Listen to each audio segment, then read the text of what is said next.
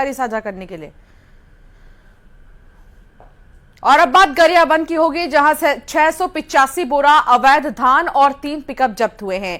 ओडिशा से धान लाकर खपाने की तैयारी थी। देवभोग एसडीएम अर्पिता पाठक ने यह कार्रवाई की है।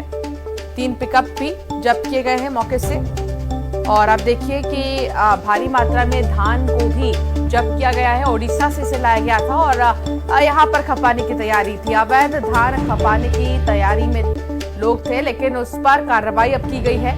3 पिकअप भी मौके से जब्त किए गए हैं। चुनाव की व्यस्तता में यह अवैध धान खपाया जा रहा था। ओडिशा से धान लाकर बेचने की तैयारी थी। खबर गरियाबंद से। और एमएसपी में धान को बेचने की तैयारी थी, लेकिन समय रहते ही इस पर एसडीएम अर्पिता पाठक ने कार्रवाई की है।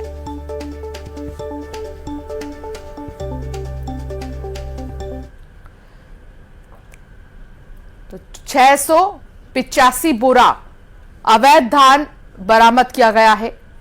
इस पर एसडीएम की तरफ से कार्रवाई कर दी गई है। चेकिंग अभियान के समय ही इसे पकड़ा गया।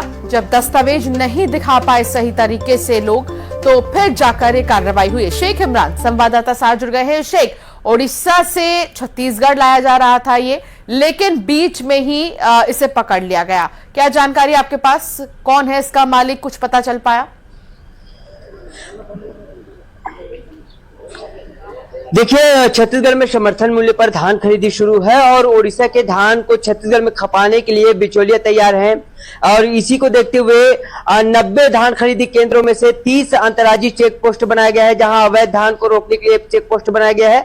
और देवभोग के एसडीएम अर्पिता पाठक जब निरीक्षण पर निकली तो ओडिशा सीमा नरही जाने वाले रास्ते पर 3 पिकअप को पकड़ा है, जिसमें से 160 बोरा धान जब्त किया है। वहीं आसपास जब चेकिंग किया गया तो और किसानों के घर जो है बड़ी संख्या में धान डंप करके रखा था। लगभग 600 से भी ज्यादा बोरे में धान संग्रहण करके रखा था। जब पूछताछ किया गया तो इसके कोई मालिक सामने नहीं आए।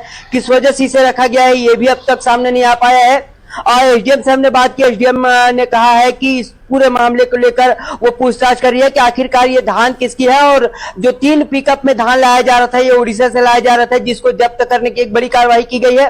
छत्तीसगढ़ में जब धान समर्थन मूल्य में धान खरीदी शुरू होता है तो ओडिशा से बड़ी संख्या में, बड़ी मात्रा में जो है धान का अवैध परिवहन किया जाता है। और चुनाव में प्रशासन व्यस्त था, इस वजह से जो अवैध धान परिवहन करने वाले हैं वो ज्यादा सक्रिय थे। लेकिन अब चुनाव की प्रक्रिया खत्म होते ही प्रशासन सख्त है और जो चेक पोस्ट है और जो सीमा है वहां लगातार निगरानी रखा जा रहा है। धान लाने वालों पर निगरानी रखा जा रहा है और इसी पर यह बड़ी कार्रवाई गरियाबंद जिले में हुई है, देवभोग क्षेत्र में। और एसडीएम अर्पिता पाठक ने जो जिस जगह पर जाकर निरीक्षण किया, वहां बड़ी संख्या में जो धान पाया गया है उसके मालिकों का नाम का पता किया जा रहा है। आखिरकार वो धान किस वजह से और कौन वहां पर रखा है, और जैसे ही पता लगेगा तो संबंधित लोगों के खिलाफ भी कार्रवाई की जाएगी। जी, बहुत शुक्रिया जानकारी साझा करने के लिए। खबरों में आगे बढ़ेंगे और बात करेंगे बिलासपुर की, जहां बिलासपुर में हिट एंड रन केस